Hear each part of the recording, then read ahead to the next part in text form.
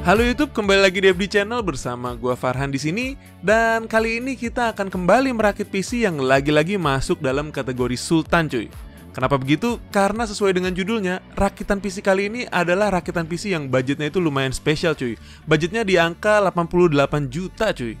Dan rakitan kali ini adalah orderan dari salah satu subscriber kita yang berdomisili di Semarang cuy. Namanya itu Julio Hung. Buat kalian yang main game Seal online mungkin kenal ya dengan orang ini. Karena selain pebisnis, dia juga adalah salah satu GM dari Seal Private Server Revenge PvP cuy. Join aja Discordnya langsung buat kalian yang penasaran, dan link Discordnya udah gue sertakan di kolom deskripsi di bawah. Lengkap dengan Instagramnya buat kalian yang mau kepoin personalnya. Oke, sebelum kita lanjut, seperti biasa, gue mau ingetin dulu buat kalian yang lagi nonton video ini supaya subscribe dulu channel gue, dukung channel ini supaya bisa lebih berkembang lagi, dan supaya kalian gak akan ketinggalan video-video menarik dari channel gue ini. Oke, subscribe dan nyalakan lonceng notifikasinya ya cuy.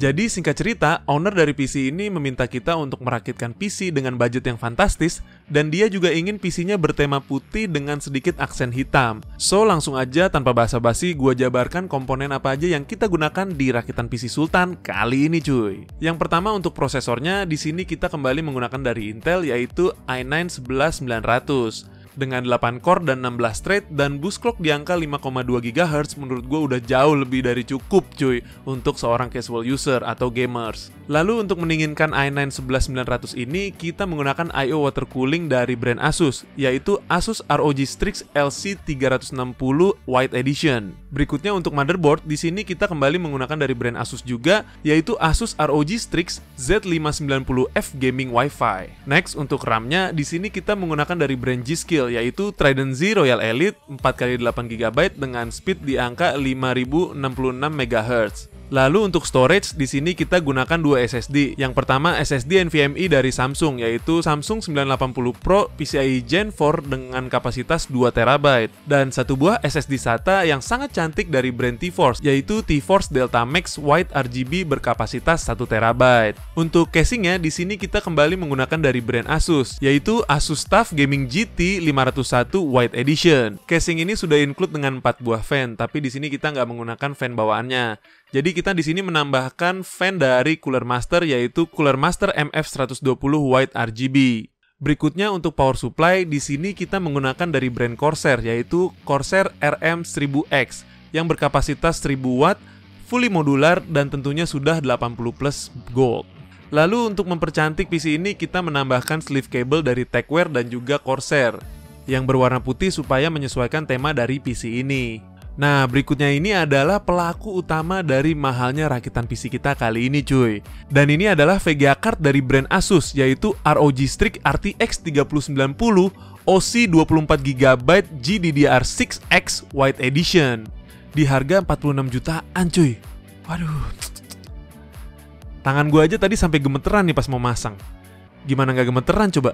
Harga satu VGA cardnya aja udah hampir sama dengan harga motor Ninja 2,5 kan? Aduh. Oke, kita langsung aja lanjut cuy. Jangan dipikirin udah gak usah dipikirin. Orang susah mah, gak usah dipikirin. Nying. Dan komponen terakhir yang gue tambahkan di sini adalah yang bikin VGA card ini bisa berdiri cuy, yaitu GPU Riser dari Cooler Master yang udah support PCIe Gen 4 ya, jadi performanya tetap maksimal. Oke, itu aja komponen yang gue gunakan di rakitan PC kita kali ini. Dan sebelum kita lihat performa atau looks-nya lebih dalam, seperti biasa cuy, kita intip dulu proses perakitan dari PC ini. Let's go!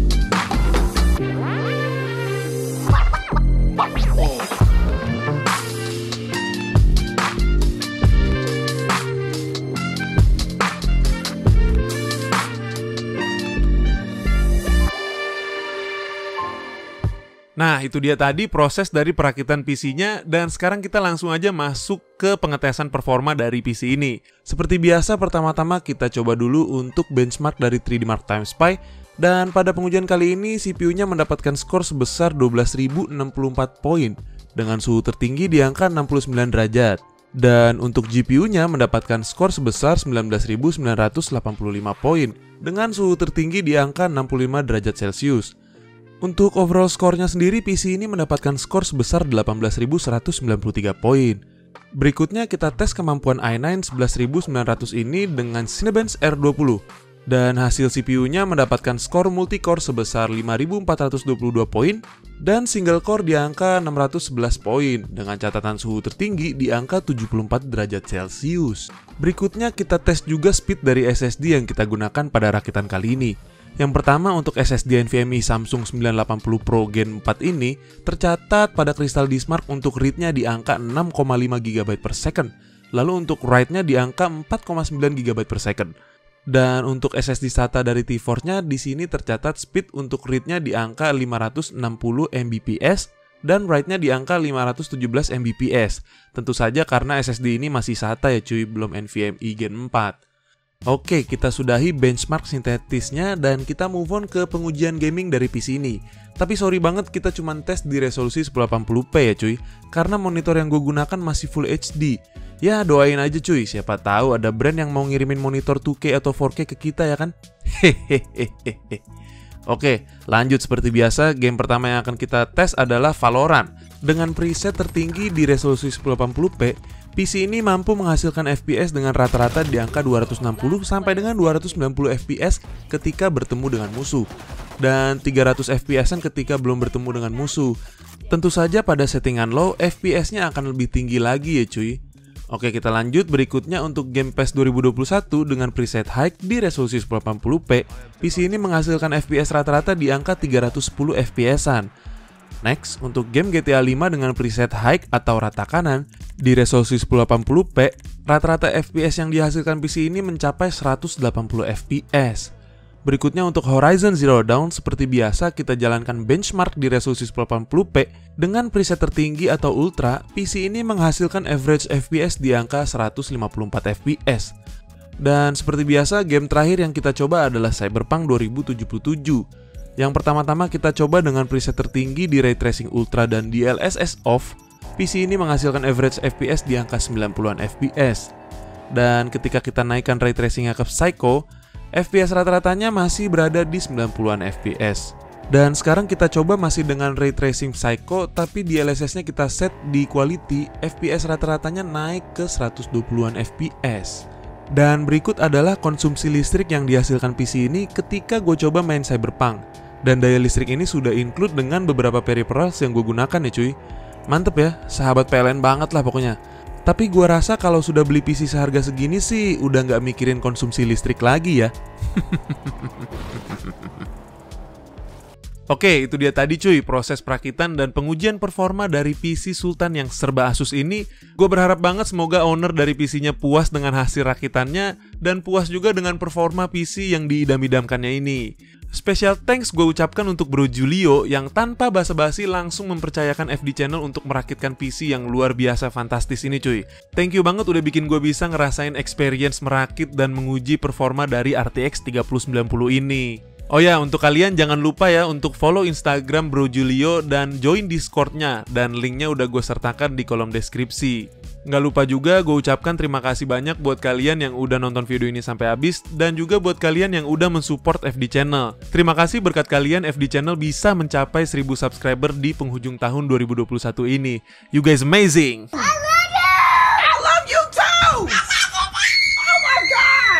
Dan sebelum gue tutup videonya, gue mau ngasih tahu ke kalian yang mungkin belum tahu, FD Channel menerima jasa rakit PC untuk kalian yang mau PC-nya dirakit di FD Channel. Kalian bisa aja langsung DM ke Instagram kita di @fd_channel atau di @farhan_danu, atau klik link yang ada di deskripsi di bawah. Oke, akhir kata gue Farhan pamit undur diri. Don't forget to like and subscribe, and as always, see you on the next video. Bye-bye.